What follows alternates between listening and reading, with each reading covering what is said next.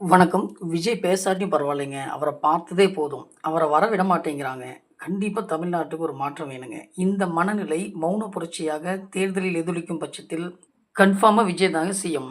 234 தொகுதிகள் முழுவதும் பிரச்சாரம் செய்யவில்லை. தேர்தல் ஆணையம் அதிகாரத்துக்கு வந்தபோதும் இடைவிடாமல் வாக்கு சேகரிக்க பயணிக்கவில்லை. ஆனாலும் கான்ஃபிடென்ட்டா இருங்க. வெற்றி நிச்சயம் நல்லதே நடக்கும் என்று அவரது பிரசங்க வாக்கு பளித்தார் போல் களநிரவலம் இருப்பது விமர்சகர்களுக்கும், ஆய்வாளர்களுக்கும் புரியாத புதிருங்க. டிவிகே ஆப்ல 1,00,00,000க்கு மேல உறுப்பினர்களா பதிவு பண்ணியிருக்காங்க. அதுவும் வாக்காளர் அடையாள அட்டைய வச்சு. 30% ஆதரவால ஏற்கனவே எதிர்க்கட்சி தலைவர் ஆயிட்டாரு. கரூர் சம்பவத்திற்கு பிறகான அனுதாப அலையால் 35% உயர்ந்திருக்கிறது. ஆகவே அவர் முதலமைச்சர். சமீபத்தில் எம்ஜிஆருக்கு பிறகு தூத்துக்குடியில் அவருக்கு கூடிய கூட்டம் ஒன்று விடாமல் ஓட்டாக மாறும் பட்சத்தில் 40 முதல் 45% அதாவது 140 முதல் 160 தொகுதிகள் பெற்று அசைக்க முடியாத சக்தியாக உருவெடுப்பார் அப்படின்னு சொல்றாங்க.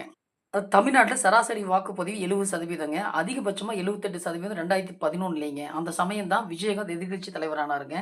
வாக்குப்பதிவு 75%ஐ கடந்தால் விஜய் எதிர்க்கட்சி தலைவர்னும், 80%ஐ கடந்தால் அவர் சிஎம்னும், 85 முதல் 90% வாக்குப்பதிவு தொடும் பட்சத்தில் அவர் எம்ஜிஆர் போன்று மக்களின் அசைக்க முடியாத ஒரு மாபெரும் சக்தி அப்படின்னும் டிவிகே தரப்பில் சொல்வது ஒற்றை விரல் புரட்சியாக சாத்தியமாகுமா என்பதை உங்களைப் போலவே நானும் தெரிஞ்சுக்க ரொம்ப ஆர்வமா இருக்கேங்க.